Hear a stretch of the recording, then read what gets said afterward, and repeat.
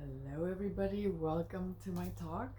I am really excited because I finally read the first chapter, which wasn't that interesting. Um, she's talking about how, why she started to write it and how she was feeling crappy and then went, looked at herself and she was criticizing herself when she went to the bathroom, looked at herself in the mirror and then one day she just high-fived herself, and that made her smile and made her feel good. And um, then she did it for a while, and then she said she posted it. She took a picture of herself and posted it, and a lot of people needed that same high five.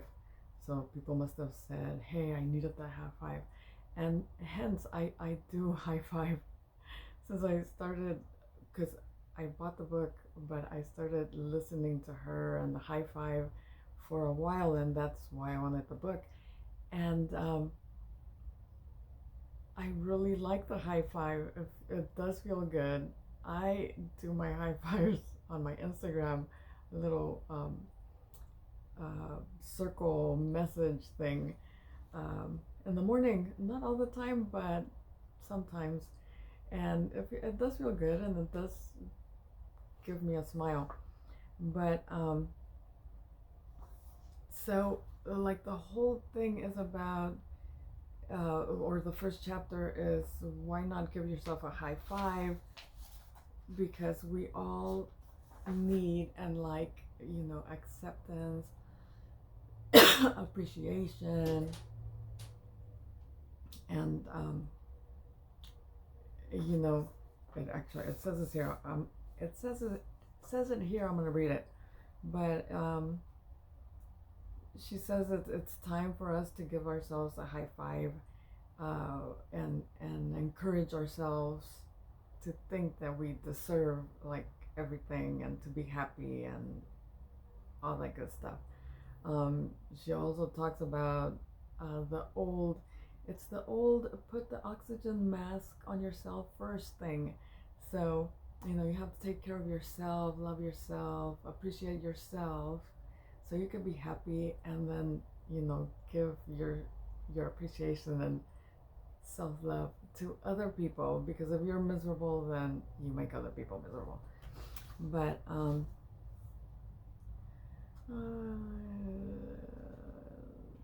word of warning. Okay, so she, towards the end, she says a word of warning. At first it's like, oh my god, this is so dumb. I don't think it's so dumb because I actually enjoy doing it, and I do with my left hand. If you see me on Instagram, you know it's this one. But it's been good so far, because it did make me do the high five, and it does make me smile. So the last thing it says, and I want to read it to you because it made sense to me, and it made me smile, and it made me feel cool. But you deserve to be celebrated. Okay, not a year from now, not when you get that promotion or lose the weight or achieve the goal. You deserve to be cheered for as you are, where you are right now, starting today. So we really, if even when you're like, oh my god, why does this happen to me? Oh my god, you complain, because I complain too. But if you really like look and see, I'm 50, how far I've come, everything that I've actually accomplished, like even when I wasn't paying attention to what I was doing, there's a lot of things that I've done, and I could see them and I could feel them, and I'm proud of them. Um, so, you know, if you can't like see it right in front of you when you're high fiving, just think of all the things you've done, because you've done a lot of things. The older you are, the more things you've done. They're there. Just remember, think about them. Think about the good things. Don't think about your failures, which are good too, because you learn from them every time, even if you don't acknowledge it. You learn from all your failures. But let me keep going. You not only deserve it, you need it. It satisfies your most fundamental emotional needs to be seen, to be heard, and acknowledged. More than that, based on research, you thrive when you receive this kind of support.